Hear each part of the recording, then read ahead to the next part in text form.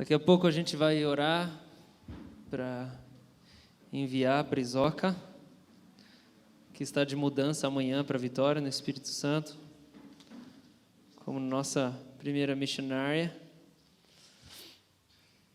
Mas antes disso, eu queria refletir com vocês sobre a transitoriedade das relações. 1 Samuel capítulo 18 é um texto onde começa a destacar o laço que existia entre Jonatas e Davi, e a gente vai refletir sobre a transitoriedade das relações nessa manhã. Se você ler 1 Samuel comigo, capítulo 18, verso 1, começa dizendo assim: sucedeu que, acabando Davi de falar com Saul, a alma de Jonatas se ligou com a de Davi, e Jonatas o amou como a sua própria alma. Saul, naquele dia, o tomou e não lhe permitiu que tornasse para a casa de seu pai. Jonatas e Davi fizeram aliança, porque Jonatas o amava como a sua própria alma. Despojou-se Jonatas da capa que vestia e a deu a Davi, como também a armadura, inclusive a espada e o arco e o cinto. E saía Davi aonde quer que Saul enviava, e se conduzia com prudência, de modo que Saul pôs sobre tropas de todo o exército, e era ele bem quisto de todo o povo, e até dos próprios servos de Saul. A gente vê na história de Davi que foi bem inusitado o destaque do reinado de Davi. Davi, ele estava lá cuidando das ovelhas, e ele parecia que não tinha muita capacitação para realizar grandes coisas, porque a única coisa que ele fazia era ficar olhando e observando as ovelhas como pastor. Mas o que acontece é que Davi não só ficava cuidando das ovelhas, esse trabalho braçal, esse trabalho duro externo, era um trabalho que ele fazia e que não era muito assim, não exigia muita coisa, mas a gente sabe que durante 2 vezes Davi teve que arriscar sua própria vida, porque ele diz que num certo momento, quando ele estava lá cuidando das ovelhas, apareceu um urso uma vez que queria comer as ovelhas, ele vai lá e ele mesmo mata o urso, e depois aparece um leão querendo comer as ovelhas, ele mesmo vai lá e mata o leão, sendo um menino ainda.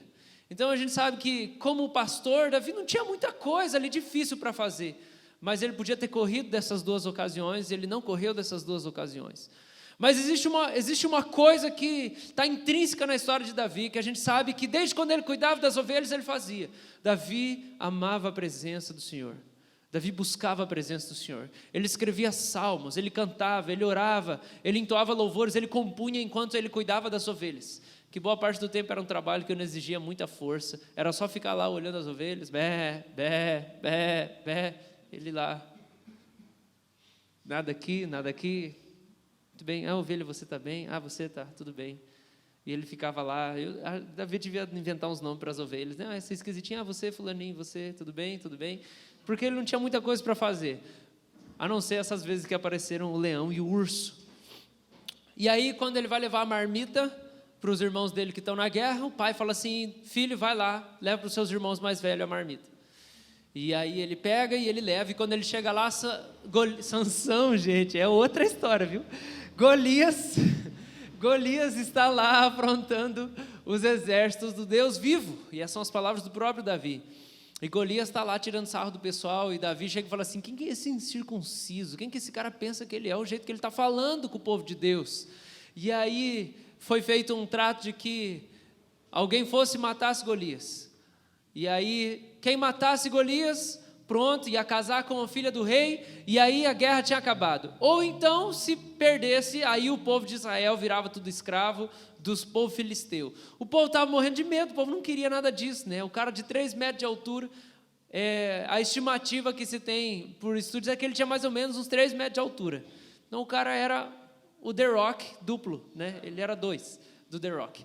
E aí o que aconteceu é que Davi chegou e falou: não, pode deixar, eu vou fazer. Aí o rei falou assim: não, peraí, cara, você é um piazote aqui, né? Piá de prédio, que só fica cuidando de ovelha aí e tal, né? Nem sabe o que é guerra. Como é que você vai trazer uma marmita aqui, cara? Como é que você vai lutar com Golias? Ele, não, pode deixar, eu matei um leão, matei um urso. Não, peraí, põe minha armadura. E aí o rei bota a armadura nele, ele tenta aquela armadura de Saul, não dá certo. Ele fala, não, tira esse negócio aqui, sai de reto, que não vai dar certo. Deixa eu comigo mesmo, do meu jeito, aí o senhor, esse cara, então tá bom, vai do seu jeito. Davi pega uma pedra, ele pega algumas pedras no rio, mas ele só precisou de uma. Davi pega, tem a funda dele, que você sabe que é tipo um estilinguinho, e ele chega lá, e aí o Golias fala assim, quem que é você? Pensa que eu sou um cachorro, você vem com pau e pedra para lutar comigo? E aí Davi fala assim, não, meu filho, aqui o negócio é o seguinte, eu vou no nome do Senhor. E pega a fundinha e tá, na testa do gigante, o gigante cai no chão, Davi pega a espada do gigante e corta a cabeça dele fora. E aí ele dá uma passeada pelo reino com a cabeça do gigante na mão dele, que devia ser bem grande, ele era pequeno, o gigante era gigante, então, né, engraçado, tipo aquelas crianças que, mãe, e aí arranja alguma coisa assim, e nem consegue segurar direito, devia ser Davi a cabeça do gigante, andando para cima e para baixo. E aí nesse momento o rei Saul pergunta, quem que é o pai desse cara? E aí o Abner fala assim, eu não sei quem que é, não sei nada. E aí Saul falou assim, traz esse menino aqui para eu conversar com ele. E aí fala assim, quem que é o seu pai? Ele falou assim, o meu pai é Jessé, eu sou filho de Jessé. Interessante. E aí o que a gente leu aqui foi o que aconteceu logo em seguida. A alma de Jonatas, filho de Saul, se apega à alma de Davi, ele ama Davi como se ele amasse a própria alma, e eles fazem uma aliança. Eles se conheceram ali naquele momento, e eles fizeram uma aliança, e Jonatas é alguém muito especial na caminhada de Davi, entre a unção de Davi e a ascensão de Davi. Porque Davi, nesse momento que a gente leu aqui, de 1 Samuel capítulo 18, Davi já tinha sido ungido rei por Samuel, porque Samuel, o profeta Samuel, foi um dia lá na casa de Jessé, do pai de Davi, falou assim, Deus falou para mim que o rei está aqui, é algum filho seu. Pega os filhos, ele enfilera os filhos, Samuel dá uma olhada, não, é esse não, esse não, esse não, esse não, esse não. Ele fala, você não tem mais nenhum filho mesmo, tem certeza? Porque não é nenhum desse. E aí o Jessé fala assim, não, tem um lá cuidando das ovelhas, lá um meninão. Então traz o meninão. E aí Jessé trouxe o meninão, e quando trouxe o meninão, Samuel falou, é esse mesmo, jogou o óleo na cabeça dele, e aí falou, você é, cara, o próximo rei de Israel, Deus escolheu você. E aí a Bíblia fala assim, que desde aquele dia o Espírito Santo se apossou de Davi. Só que, desde a unção de Davi, e a declaração do chamado dele, até a ascensão do reino, são pelo menos 10 anos de história que você tem aqui na sua Bíblia. Então, entre isso, desde a unção, Davi continuou cuidando das ovelhas. As coisas não aconteceram exatamente do jeito como talvez ele esperasse, que seria do dia para a noite.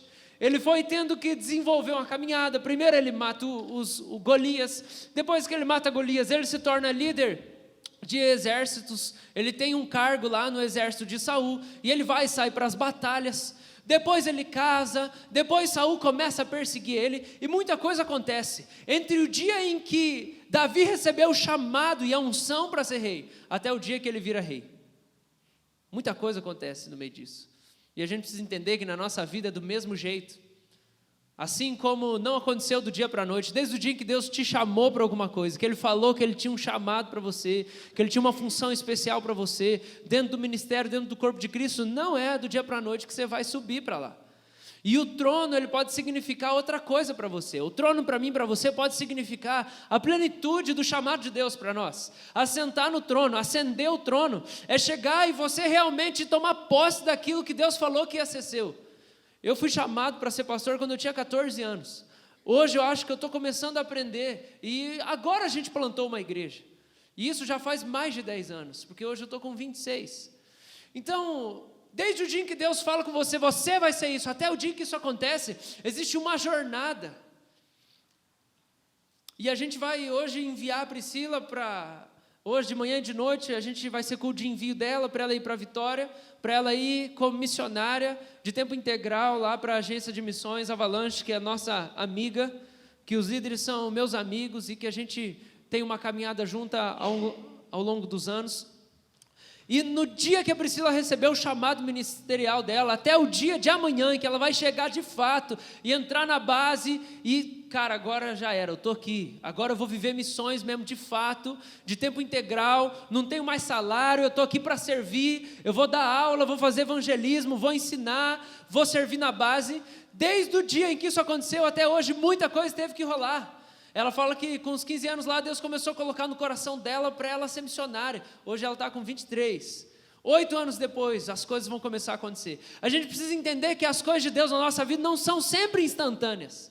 Algumas coisas sim. Tem coisas que o Senhor vai vir na nossa vida, Ele vai pegar e parece que Ele vai tirar com a mão. E nunca mais você vai lidar com aquela situação. Existe isso. Existe a manifestação instantânea do poder de Deus na nossa vida, sim. E existem coisas que o Senhor vai vir, um dia Ele vai colocar em você e pronto, e vai estar para sempre.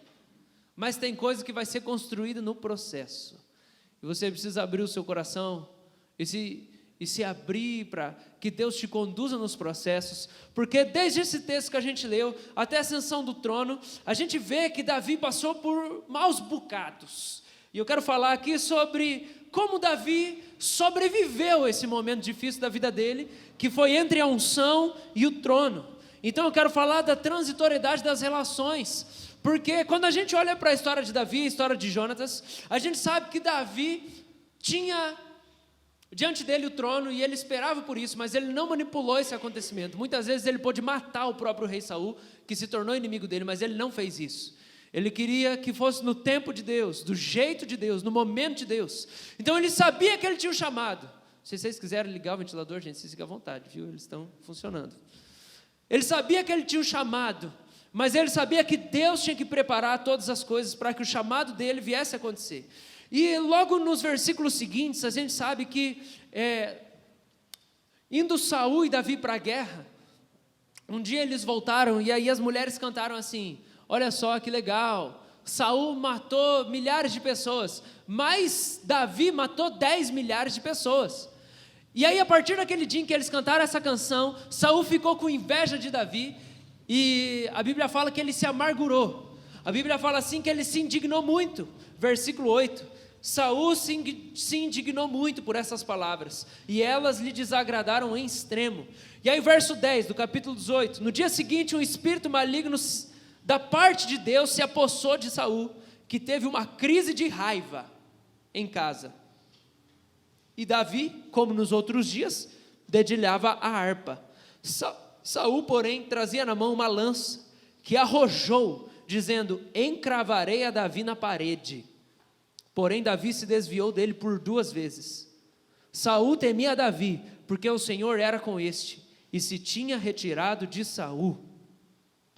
Verso 15, vendo Saul que Davi lograva bom êxito, tinha medo dele.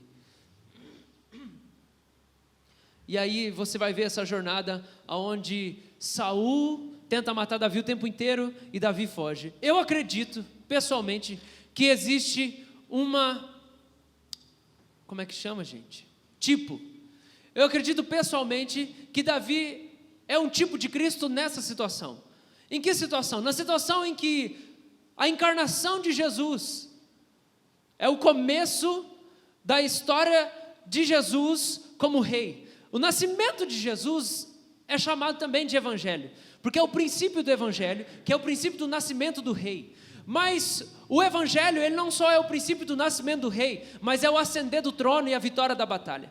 E eu acredito particularmente que Davi e Jonatas, eles simbolizam a relação de Jesus, porque desde o nascimento de Jesus e da unção de Jesus, onde Jesus é batizado e o Espírito Santo vem sobre ele, quando João Batista batiza ele, e até o dia em que Jesus ascende o trono, que ele morre, ressuscita, sobe os céus e assenta à destra do Senhor, nosso Pai, existe uma jornada a ser percorrida.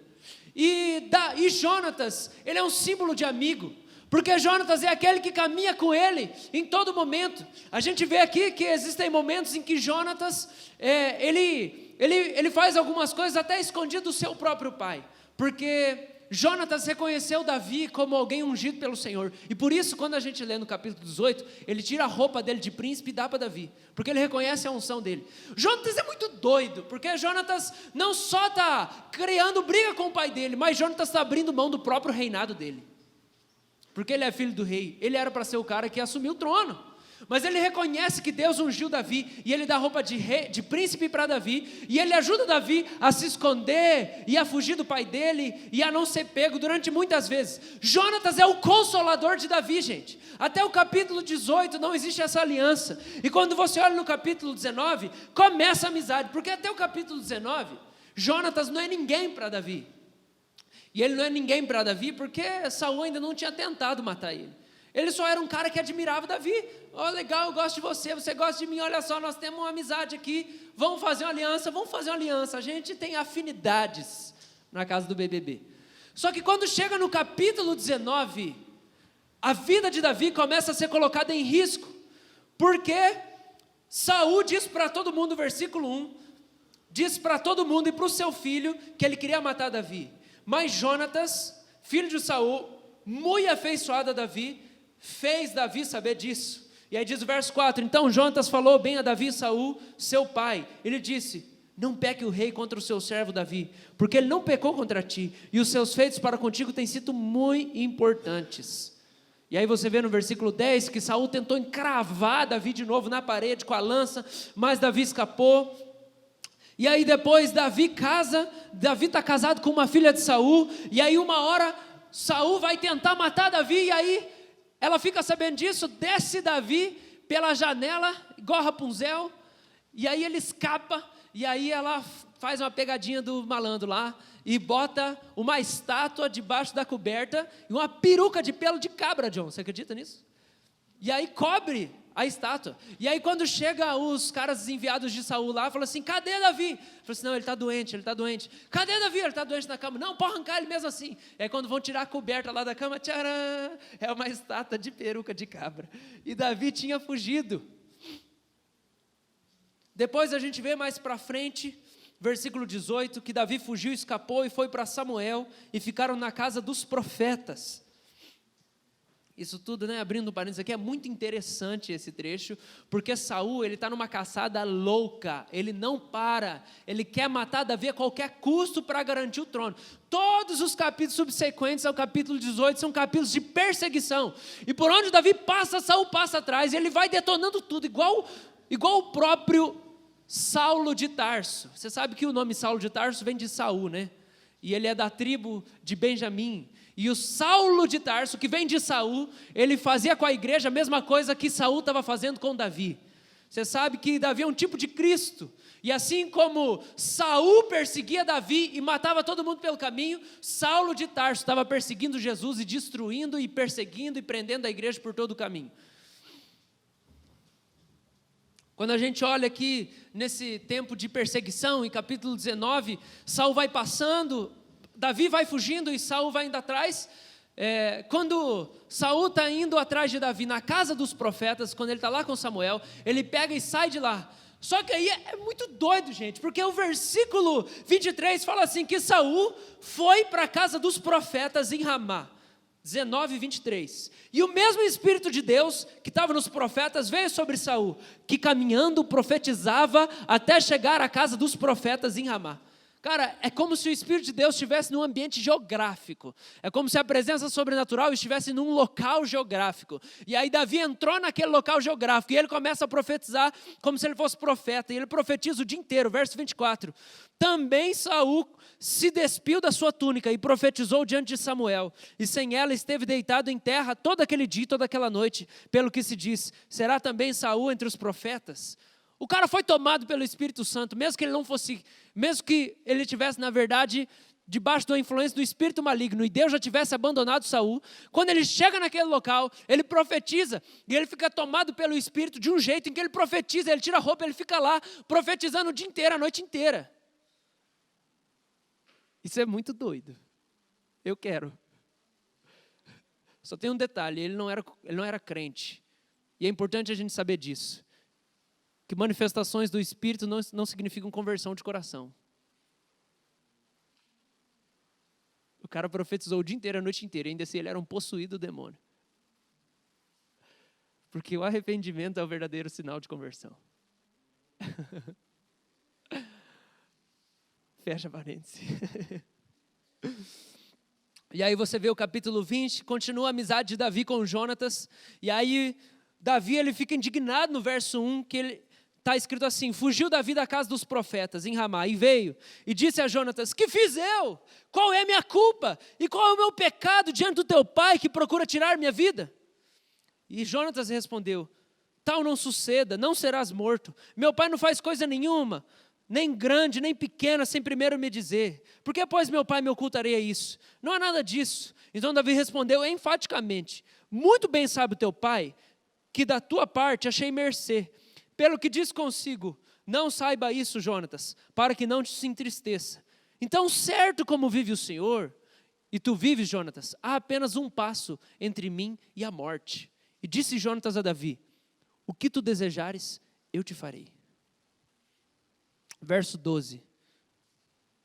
Amanhã ou depois de amanhã, a essas horas, sondarei meu pai. Se algo houver favorável a Davi, eu mandarei dizer. Mas se meu pai quiser fazer-te mal, faça com Jonatas o Senhor o que te aprover. Se não tu fizer saber, e eu não te deixar ir embora, para que siga em paz. Verso 16. Assim fez Jonatas aliança com a casa de Davi, dizendo: vingue o Senhor aos inimigos de Davi. E Jonatas fez jurar a Davi de novo, pelo amor que este lhe tinha, porque Jonatas o amava, com todo o amor da sua alma.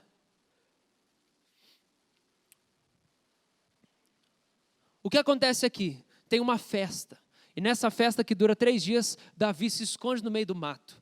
E aí Jonatas fala assim: eu vou ver qual vai ser a minha reação do meu pai, quando ele olhar para os heróis de guerra, sentados na mesa, e ele vê que você não está lá, eu vou ver a reação dele, e aí eu vou te falar.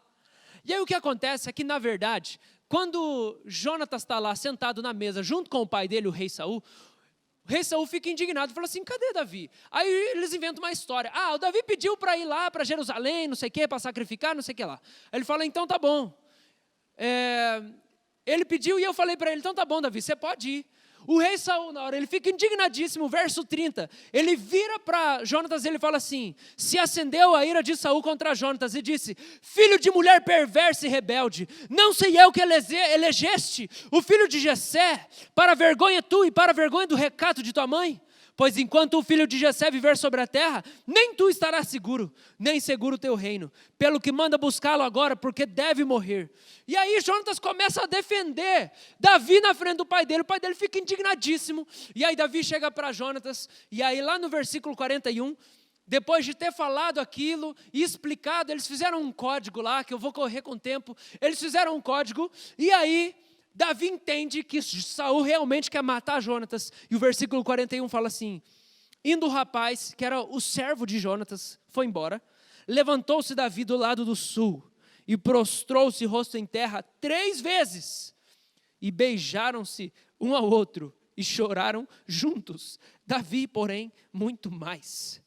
E disse Jonatas a Davi: vai-te em paz, porquanto juramos ambos em nome do Senhor, dizendo: o Senhor seja para sempre entre mim e ti, e entre a minha descendência e a tua. Ali eles se distanciam, porque de fato Saul queria matar Davi, agora não existe mais sombra de dúvida nenhuma, e eles têm uma aliança. E eles têm uma aliança de caminhar junto, de construir uma história junto. Eu protejo você, você me protege. É uma aliança, é uma união de alma. É uma aliança de Jonatas para Davi, onde ele diz: eu vou fazer de tudo para que você viva o seu chamado. Eu vou proteger o seu ministério. Eu vou te ajudar a cumprir o seu chamado. Eu vou te ajudar a viver o seu ministério, Davi. Mesmo que eu tenha que abrir mão do reino. Porque eu entendi que Deus te escolheu, cara. Foi Deus que te levantou. E aí eles se beijam, eles se abraçam, eles choram, e a Bíblia fala que Davi chora muito mais que Jonatas. Eles se despedem, e lá na frente, no capítulo 23, no verso 15, eles se encontram mais uma vez. Depois disso, mais na frente, Jonatas vai morrer, eles não vão se ver.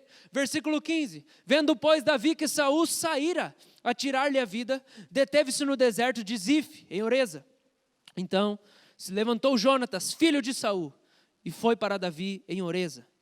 E lhe fortaleceu a confiança em Deus. Ele disse: não temas, porque a mão de Saul, meu pai, não te achará. Porém tu reinarás sobre Israel, e eu serei contigo o segundo, o que também Saul, meu pai, bem sabe. E ambos fizeram aliança perante o Senhor. E Davi ficou em Oreza, e Jonatas voltou para sua casa. Eu acredito particularmente que essa história é um tipo da vida de Jesus, num certo sentido. Por quê? Porque o Espírito Santo é chamado de Consolador. O Espírito Santo é chamado do amigo. É aquele que consola. E o primeiro a experimentar o Espírito Santo como Consolador foi o próprio Jesus. Porque Jesus estava longe do Pai, Jesus estava longe do reino, Jesus estava fora de casa. E quando ele recebe o Espírito Santo, e o Espírito Santo vai acompanhando Jesus em toda a sua jornada, é a mesma coisa de Davi e Jonatas. Jonatas simboliza o Espírito Santo, e Davi, o filho de Davi, que é o próprio Jesus, que tem que passar por uma jornada difícil, porque durante toda a vida de Jesus, Jesus tem que fugir, atentado contra a vida de Jesus, e foge, são os fariseus, e é aqui e ali, e o Espírito Santo está com Jesus o tempo inteiro e ressuscita Jesus, para que Jesus ascenda ao trono, porque esse é o chamado de Jesus, essa é a missão de Jesus, assentar no trono. Mas eu acredito também que esse texto pode ensinar para nós sobre a importância dos nossos relacionamentos. E eu queria refletir com você rapidamente nessa manhã sobre a transitoriedade dos nossos relacionamentos. Porque existem pessoas que são como presentes do céu para a nossa vida. É gente que Deus escolheu e colocou na nossa vida. Tem gente que a gente gosta tanto que a gente queria que entendesse tudo a nosso respeito, né? Que soubesse tudo a nossa vida, que soubesse a nossa história, entendesse tudo pelo que a gente passou. Só que só vai entender tudo da nossa vida, da nossa história, gente que Deus colocou para passar aquela situação conosco. E os relacionamentos que nós temos, eles são transitórios. As pessoas vão passar pela nossa vida, isso é inevitável, gente. Isso é inevitável, as pessoas vão entrar e elas vão sair. Os relacionamentos são transitórios. E a gente precisa abrir os olhos para perceber quem são as pessoas que Deus colocou na nossa vida para caminhar aquele momento conosco. Sabe por quê? A primeira lição que eu quero tirar aqui de Davi com a gente. As pessoas mais importantes da tua vida podem estar escondidas debaixo de alguma mágoa. As pessoas mais importantes da sua vida podem estar escondidas debaixo de alguma mágoa. Da onde que você tira isso? Davi tinha todos os motivos para odiar Jonatas, porque o pai do melhor amigo dele queria matar ele, e ele podia nutrir a amargura no coração, e falar, eu não quero saber desse cara, eu odeio esse cara, eu odeio a família dele. As pessoas mais importantes da tua vida podem estar escondidas debaixo de alguma mágoa. Se Davi tivesse amargura com Saul, Jonatas não seria tão importante na vida dele. Se Davi tivesse alguma... E a gente sabe que Davi não manteve mágoas, porque ele teve chance de matar Saul mais de uma vez, e ele não o fez, porque ele temia o Senhor, e ele não nutria raiva contra o rei Saul. E eu queria falar para você, primeira coisa, que os relacionamentos são transitórios, e as pessoas mais importantes da sua vida nesse tempo hoje, talvez seja uma, talvez seja duas, e eu não estou falando de cônjuge, estou falando de gente que Deus põe na nossa vida, para ajudar a gente a chegar no lugar que Ele nos chamou para estar. No caso de Davi, o trono. Eu não sei qual é o seu chamado, não sei qual é o sonho que Deus pôs no seu coração. Porque existem momentos especiais na nossa vida, em que Deus põe pessoas especiais na nossa vida. E eu quero dizer para você, talvez essa pessoa para você esteja escondido debaixo de alguma mágoa que você anda mantendo. E por isso é difícil para você se relacionar com essa pessoa.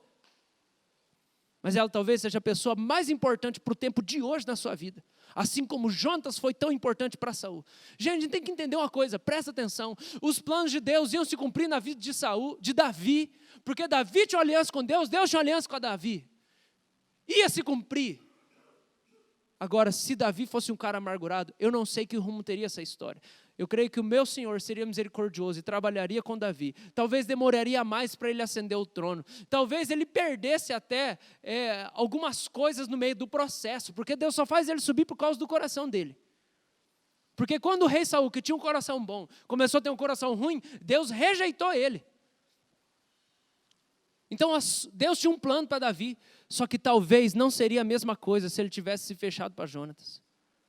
Entende, gente? Que a importância da nossa vida, a gente se colocar numa posição para a gente ser importante para outra pessoa. Quem que falou uma frase assim ontem? Quando a gente estava aqui, alguém falou um negócio assim, só é relevante gente que forma opinião. Eu só quero saber a opinião de gente que forma, não sei lá, nada a ver. Quê? Mas teve uma outra lá, gente que é importante para mim, sei lá, enfim. Você precisa perceber quem que é a pessoa importante para você. E eu não estou falando de cônjuge, gente, necessariamente. Pode ser, se o Espírito Santo está falando no seu coração, é. Se ele está falando, é. Mas pode não ser. Deus pode estar falando com você aqui hoje, assim, ó, fulano de tal, pá! Essa pessoa vai te ajudar a chegar no seu chamado. Nos próximos meses eu quero que você caminhe lado a lado com essa pessoa. Talvez vai ser só nessa área da sua vida, mas Deus falou, essa pessoa. Ou então não, essa pessoa aqui, fulano de tal, vai te ajudar na sua família a se relacionar melhor. A gente precisa entender, Deus manda a gente para nós. Existem pessoas enviadas do céu para nós, para cuidar de nós, para ser suporte para nós, para levar o fardo com a gente. E essas pessoas podem estar escondidas debaixo de mágoas que nós temos. Imagina se Davi deixasse Saul ofuscar Jonatas. Essa é a primeira coisa que eu quero trazer para você. Lava o seu coração em nome de Jesus das mágoas, senão você não vai discernir. Que talvez a pessoa mais importante, depois de Jesus hoje, para te ajudar na sua vida, para te alavancar, para te fazer crescer, ela está bem perto de você, só que você não consegue enxergar isso. Porque existem coisas dentro de você te travando. Lava o seu coração, para você descobrir quem é o Jonatas que Deus colocou na sua vida. Amém? Segunda coisa, honre e seja grato pelas pessoas hoje. Os relacionamentos são transitórios. As relações são transitórias. Pessoas que podem ser importantes para nós hoje, talvez não sejam importantes para nós amanhã, devido ao momento que a gente vive na nossa vida e devido ao que a gente precisa agora. Então agora a gente precisa aproveitar o de hoje, quem Deus tem para colocar no nosso lado hoje, quem já está colocado hoje, a gente precisa honrar essas pessoas e ser grato por essas pessoas hoje. A Priscila que a gente vai enviar, eu sinto que ela foi uma dessas pessoas para mim, que me ajudou a ascender para o meu chamado.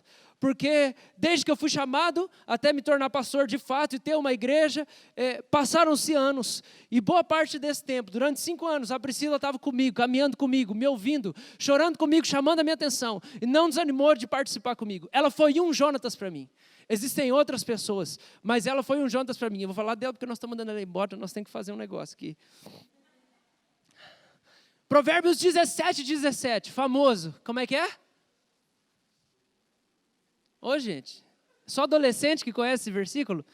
Gente, todo adolescente na dependência emocional posta esse versículo. Em todo tempo amo o amigo e na angústia se faz o irmão. Posta a fotinha do melhor amigo lá e bota dependência emocional, o versículo. Honre e seja grato pelas pessoas hoje. Gente, a gente não tem muitos amigos, é verdade. Amigo mesmo, do fundo da nossa alma, nós não temos muitos. Ao mesmo tempo, nós temos vários colegas. Mas amigo de alma, igual o Jonatas, é um amigo que ama a gente em todo o tempo. Porque é isso que está falando no versículo. O amigo ama em todo o tempo.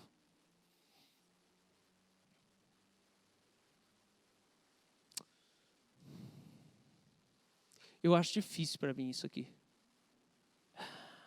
Tem coisa que eu acho difícil para mim, sabe? Porque a gente, o nosso papel, a gente tem que lidar com gente o dia inteiro. E às vezes parece que a gente entra num automático de só falar de coisas profundas e resolver as coisas. E como pastor, às vezes é difícil. Você aconselha 3, 4, 5 pessoas por dia. E todo mundo quer a sua atenção e fala assim, eu preciso de mais de você na minha vida. Eu quero andar mais junto de você, pastor. 4 pessoas por dia falando a mesma coisa, eu quero estar mais perto. Tem uma hora que você tem que entrar no automático, tipo, entra aqui e sai aqui. Não é possível isso acontecer. E às vezes o peso das responsabilidades dificultam até a gente de desenvolver amizades. Porque a gente vive para servir os outros. Mas às vezes a gente não consegue estar junto de pessoas que são deleite para nós, que são oásis. Tem gente que é oásis para nós, que faz a gente descansar, que nos serve, que a gente pode se abrir. Às vezes isso para mim é difícil. Amigo é difícil no ministério, deixa eu avisar. Você quer servir o Senhor? Você tem um chamado? Se prepara. Existe uma solidão no chamado. Existe uma solidão no ministério. Zoca, se prepara, existe uma solidão no ministério. Mais cedo ou mais tarde ela vai bater na sua porta. E aí, um dos grandes desafios que você vai ter, servindo a Deus, é se satisfazendo com uma amizade que você vai ter que desenvolver com Ele. Que não é impossível. Não é impossível. Não é impossível. Não é impossível. E de vez em quando Deus vai trazer pessoas para vir na sua vida e ser oásis para você.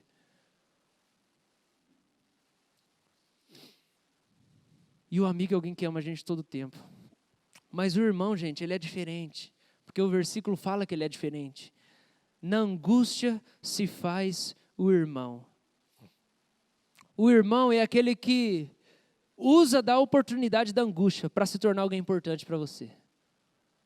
Não como um oportunista, não no sentido pejorativo, mas o irmão, segundo esse texto da palavra de Deus, é aquela pessoa que usa da oportunidade, da angústia, para se tornar alguém importante para você. Porque é na angústia que nasce o irmão. Não tem, gente, como explicar isso. Sabe, tem gente que se tornou importante para nós porque entrou naquele momento exato e que estava tudo caindo aos pedaços na nossa vida. Às vezes ficou uma semana e pronto, foi suficiente e marcou a gente para sempre. Alguns pastores que vinham pregar em retiro quando eu era adolescente e eu estava com tanto desejo, com tanta fome, com tanta vontade de ter um ponto de referência, de ver um homem de Deus, de admirar alguém, de saber o que eu deveria ser, que alguns deles se tornaram amigos até o dia de hoje, depois de 10 anos ainda. Essa semana, num momento difícil, eu mandei mensagem, eu falei, pastor, está acontecendo isso, ele não mora aqui, eu não vejo ele faz tempo, ele não vem para Curitiba faz anos, mas eu falei, pastor, está passando isso, ele, meu filho, o que eu posso te ajudar? Eu falei, pastor, esse é o problema, está assim, assim, assim. Ele me deu as direções, ele falou, eu estou orando por você. Você é importante para nós. Porque foi gente que veio no momento certo, no momento da angústia. O irmão é aquele que usa da sua angústia para virar alguém importante para você. E a gente precisa entender isso. Eclesiastes capítulo 8, abre comigo lá.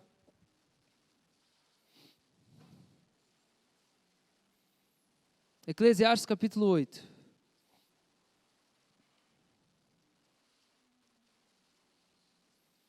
Depois de Provérbios, tá? Salmos, Provérbios, Eclesiastes. Capítulo 8. Versículo 5. Quem guarda o mandamento não experimenta nenhum mal. Agora, presta atenção agora. E o coração do sábio conhece o tempo e o modo, porque para todo propósito há tempo e modo, porquanto é grande mal que se pesa sobre a terra. O fim dos 5 e o começo dos 6. E o coração do sábio conhece o tempo e o modo, porque para todo propósito há tempo e modo. Presta atenção, gente. O motivo pelo qual a gente se torna tão próximo de algumas pessoas no nosso tempo aqui de igreja, no tempo que a gente passa pela igreja, é porque o Senhor preparou aquelas pessoas para serem resposta para crises e angústias que nós temos. Talvez em outro contexto a gente nunca ia criar vínculo. Talvez se a gente se conhecesse na faculdade, nunca a gente ia ter vínculo do jeito que a gente tem. Algumas pessoas dentro da igreja, algumas pessoas no tempo da nossa vida se tornam extremamente importantes para nós. Elas são importantes para nós por causa do momento em que a gente está passando, por causa da angústia que a gente está passando, por causa do sofrimento que a gente está passando. Se algumas pessoas aqui hoje não tivessem chegado na igreja detonadas, destruídas, dilaceradas por causa do histórico familiar, por causa do histórico de pecado, por causa do tanto de tragédia na vida, de nenhuma maneira, eu e essas pessoas teríamos um laço profundo de amizade, de relacionamento. De uma maneira nenhuma existiria um vínculo de respeito, de honra e de admiração. Porque foi aquele momento de grande fragilidade que providenciou o nascimento de um irmão. Porque o texto fala isso, é na angústia que nasce o irmão. O amigo gosta de estar junto o tempo inteiro, mas o irmão é diferente. Precisa ter angústia para o irmão nascer. Então deixa eu falar para você uma coisa.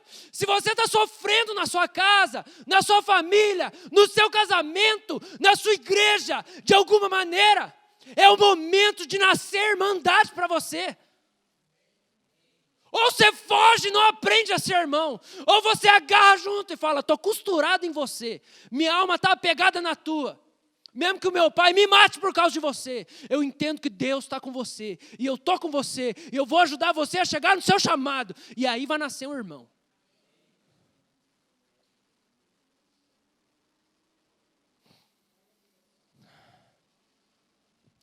A gente precisa entender que às vezes, dentro da igreja, é fácil a gente estar do outro lado. Às vezes dentro da igreja é fácil a gente chegar dilacerado e a gente recebe ajuda. E alguém vem de encontro com a nossa angústia. Mas às vezes, precisa dar um estalo e a ficha precisa cair, que chegou a hora da gente virar essa pessoa. Em que a gente vai carregar a angústia e fala assim, eu não vou te largar, eu não vou te deixar. Você está sendo perseguido, eu estou com você. Está difícil, eu estou com você. E você vai se tornar essa pessoa para alguém. E você vai entrar na angústia de alguém. É angústia, gente. Não é sorriso, não é felicidade, é angústia, tá? O texto está falando angústia. O cara estava sendo perseguido. E o próprio pai dele estava perseguindo, inclusive ele no meio da situação. Ele estava sendo maltratado pelo pai e o cara que ele amava, que Deus colocou na vida dele para ele ser bênção. Não é alegria, é angústia. Requer perseverança, paciência, espere os processos, supere as lutas, passe pelo luto. Acredite que o Senhor ressuscita esse defunto aí. Acredita que o Senhor, que ressuscitou Jesus dentre os mortos, vai ressuscitar esse defunto. Seja esse defunto um projeto, um chamado, um relacionamento, um sonho, uma área da sua vida, um projeto, que seja o que for, uma pessoa importante, o Senhor vai ressuscitar esse defunto. Você precisa crer nisso. Já falei, eu vou repetir de novo. Tem gente que faz 2 anos que não aparece na igreja, eu oro ainda. Eu falo, Senhor, ressuscita esse cara. Tem uma coisa para o Senhor fazer na vida desse cara. Tem angústia dentro dele, tem espírito de morte atentando, tem um monte de problema. Ressuscita esse cara, Deus. Eu não vou largar desse cara, eu vou morrer orando por esse cara. Eu preciso entrar na angústia de alguém. Talvez isso vai ser bem angustiante para mim.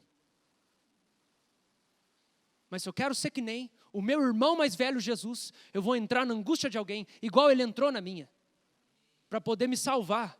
Jesus entrou na minha angústia. Jesus entrou na minha angústia. Jesus bebeu o cálice da ira de Deus. Jesus foi para o inferno por causa de mim, meu irmão mais velho. Eu preciso servir alguém no meio da angústia. Eu preciso fazer o que ele fez por mim. Entenda com isso, gente. Entenda com isso. Vou falar outra coisa aqui, mudando um pouco o aspecto, nossa relação com Deus. Se é na angústia que nasce o irmão, você nunca vai descobrir a sua identidade como irmão de Jesus e filho de Deus, se você não sofrer por obediência ao Senhor. Porque é na angústia que vai nascer o irmão. E é na angústia que você vai nascer como o irmão mais novo de Jesus. E é na angústia que você vai descobrir que você é irmão mais novo de Jesus. E por isso você é filho de Deus. Não tem como a gente não sofrer para a gente não nascer. Para a gente nascer. Não tem como a gente não sofrer para a gente nascer. Você está entendendo? Para você descobrir essa realidade de irmão de Jesus e de filho de Deus, experimentar essa realidade, para isso ser uma coisa viva dentro de você, real, que é tangente, que permeia o seu entendimento, que transborda do seu coração, que flui de você, que emana de você, que te toma, que te encharca, essa realidade, essa verdade, sou um filho, sou um irmão de Jesus, tem que passar pela dor para nascer.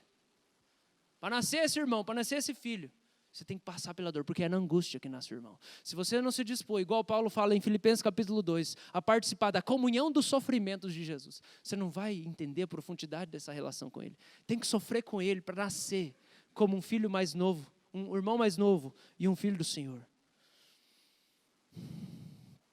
E por último lugar, primeiro, a pessoa mais importante da sua vida hoje pode estar escondida atrás de uma mágoa. Segunda coisa, honre e seja grato pelas pessoas hoje. Elas vão passar, tá? E a terceira coisa, não seja dono de ninguém. Não seja dono de ninguém. Não seja dono de ninguém. Não seja dono de ninguém. Não seja dono de ninguém. Não mande em ninguém, nem você mesmo. Não seja dono das pessoas. O Senhor Jesus é o dono das pessoas. Eclesiastes 8, de novo, versículo 5. E o coração do sábio conhece o tempo e o modo, porque para todo o propósito há tempo e modo. Deixa as pessoas irem embora da sua vida. deixa elas irem embora da sua vida. Existe tempo de entrar, existe tempo de sair. Existe tempo de experimentar Jesus através daquele ministério e existe tempo de pular para outro ministério. Existe tempo de ser discipulado por essa pessoa e existe tempo de ser discipulado por outra pessoa. Existe tempo de você experimentar Deus de um jeito e existe tempo de você experimentar Deus de outro jeito.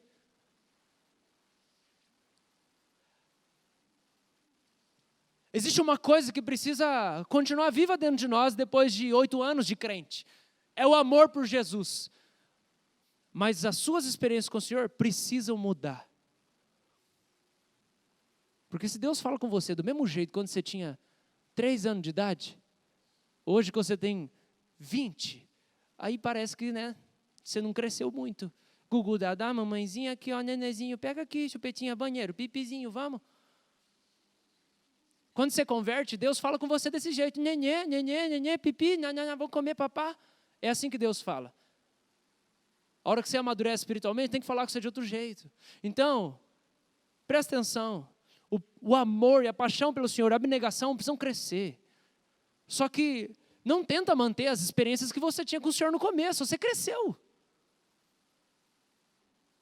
Você tem que ainda chorar na presença de Deus? Claro que você tem que chorar na presença de Deus. Eu choro, eu não sei se eu choro todo dia. Eu choro muitas vezes durante a semana, quando eu oro, quando eu penso no Senhor. Eu choro sozinho dentro do quarto, orando por gente que eu nem conheço.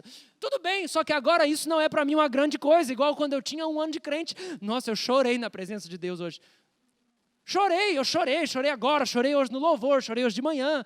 Tudo bem, só que existem outras coisas para se descobrir. O que eu estou querendo dizer aqui? Existe tempo das coisas. Existe tempo das coisas mudarem na nossa vida. A nossa amizade com o Senhor, ela vai mudando com o tempo. O Senhor faz coisas diferentes na nossa vida. E assim também existem tempos para a gente viver dentro da própria comunidade de fé. Existem momentos para se transicionar. Existe propósito. O sábio discerne o tempo e o modo. O coração do sábio discerne o tempo, discerne o modo. As coisas têm que mudar uma hora na nossa vida. Mudou o jeito, mudou o tipo, deixa as pessoas irem embora. Tem gente que passou pela vida, deixa embora, se abre para o novo. Quem que Deus colocou hoje? Relacionamentos são transitórios, gente. A não ser o teu cônjuge. Que você casou com ele, filho. Agora você vai precisar de muita misericórdia. Por isso eu queria falar para você. Se o cônjuge é a única pessoa que vai ficar com você até o dia de você morrer, e você não sabe se você vai morrer semana que vem ou você? Um pré-requisito para você num namoro, que está aí, procurando. Amizade. Vocês precisam ser amigo. Vocês precisam ser muito amigo. Mas principalmente, serem amigos naquilo que é a essência, na sua essência. O seu chamado em Jesus. Quando a gente lê o texto lá no capítulo 22, fala assim, que Jonatas encontrou Davi e lhe fortaleceu a confiança em Deus. Ele fortaleceu a confiança dele em Deus. Quando eles se encontraram, ele falou assim, cara, não desiste do que Deus tem para você. Ele fortaleceu a confiança em Deus. Se você quer passar o resto da vida com alguém? Cara, você precisa de alguém que te jogue para perto de Jesus. Você precisa jogar para cima essa pessoa. Essa pessoa precisa te estimular, ela precisa te incentivar, ela precisa orar com você. Você precisa compartilhar. Talvez não todas as coisas, sabe? Você pode gostar de uma música que a pessoa não gosta, isso aí tudo bem. Você gosta de um tipo de filme, ela gosta de outro tipo de filme. Você gosta de tatuagem, ela não gosta de tatuagem. Tudo bem, tudo bem. Tem uma coisa que não pode deixar. Essa relação, que precisa ser a marca dessa relação é que vocês precisam ter amizade e união no que é a essência de vocês. E a essência de vocês é o quê? Cara, mostra para essa pessoa os textos que você escreve, as poesias que você escreve para Jesus, as orações que você escreve. Você poder chegar e compartilhar, cara, olha esse texto aqui, olha que coisa linda, olha esse versículo. Nossa, que massa, que legal, olha essa música, como está mexendo comigo. Nossa, vamos orar junto, eu estou sonhando isso. O Senhor está colocando outras coisas no meu coração, estou com vontade de servir naquele ministério. E isso precisa existir entre vocês. Porque é isso que vai ligar vocês. Porque isso é a essência. É a nossa essência. É o nosso chamamento. É o nosso papel dentro do corpo de Cristo. Pessoas vão passar na nossa vida. Mas se a gente vai escolher que pessoas vão ficar, elas precisam fortalecer a nossa confiança em Deus. Presta atenção. A gente serve todo mundo. Mas não é todo mundo que pisa no nosso coração. Quando eu falo pisar no coração, é entrar dentro do nosso coração. Igual pisa, sabe, dentro da nossa casa. igual pisa dentro do nosso quarto. Você não põe qualquer um para pisar dentro do seu quarto, para entrar lá dentro do seu quarto, para deitar na sua cama. Nem para usar o seu banheiro. Se você tem lá uma suíte, usar o seu banheiro, abrir o armário, abrir a geladeira. Está entendendo? A gente serve todo mundo porque nós somos chamados para servir. Só que a gente não deixa qualquer pessoa entrar dentro do nosso quarto, pôr o pé na cama e fazer o que quiser. Você precisa ser muito criterioso com as suas amizades. Porque senão elas vão arrebentar o seu coração. Você precisa ter amizade com gente que vai te aproximar do Senhor, que vai te jogar para perto do Senhor. Servir, nós vamos servir todo mundo, nós vamos aconselhar todo mundo, nós vamos evangelizar, nós vamos orar por todo mundo, nós vamos acolher todo mundo. Mas deixar entrar dentro do nosso coração são pessoas que têm capacidade para isso e que vão fortalecer a nossa confiança no Senhor. Amém? E a hora que as pessoas forem, na hora que as pessoas partirem, não culpe as pessoas por partirem. Deixa as pessoas irem embora. Existe tempo para todo propósito. Existe tempo para todo propósito. Para a gente concluir, se a gente pensar nisso tudo, na transitoriedade das relações, que a gente precisa discernir a importância das pessoas e tudo mais, qual é a única pessoa que vai estar com a gente a vida toda? A vida toda mesmo. É o Senhor Jesus. Ser crente, ser cristão, não significa que você sabe o que é ter uma amizade com Jesus. Não significa, porque existem níveis de relacionamento com Jesus. Existe nível sim, existe sim. E esse nível é proporcional à sua renúncia e o seu amor por Ele. Existem níveis. A gente percebe isso. Tem gente que não pensa 2 vezes para fazer a vontade de Deus. Tem gente que leva 10 anos para ouvir o que Jesus está pedindo. Ser um discípulo, ser um cristão, ser um convertido, não significa que você sabe o que é a amizade de Jesus, o que é o consolo de Jesus. Não significa isso. Porque quanto mais você descobre essa amizade, mais prazeroso. Vou dizer para você, presta atenção, é obedecer Ele. E ficar na presença dEle. Jejuar é mais fácil, orar é mais fácil, ler a Bíblia é mais fácil, evangelizar é mais fácil. Porque você se torna amigo dele, você tem prazer de estar com ele, você tem paixão por estar com ele. Ouvir a voz dele é mais fácil, é mais gostoso. Amizade com Jesus. Amizade com Jesus. A gente precisa receber do Consolador, o Espírito Santo, nosso amigo, nosso melhor amigo, que está com a gente a vida toda. Ele precisa ser o nosso melhor amigo, porque tudo vai passar, a igreja vai passar, as relações vão passar, o pastor vai passar, o seu pai, sua mãe vai passar, e até o seu cônjuge um dia vai passar, se vocês não morrerem abraçadinhos junto lá. Mas não dá para saber. Então Jesus, torne Jesus seu melhor amigo, porque essa relação não vai ser transitória. Vamos ficar de pé, vamos orar.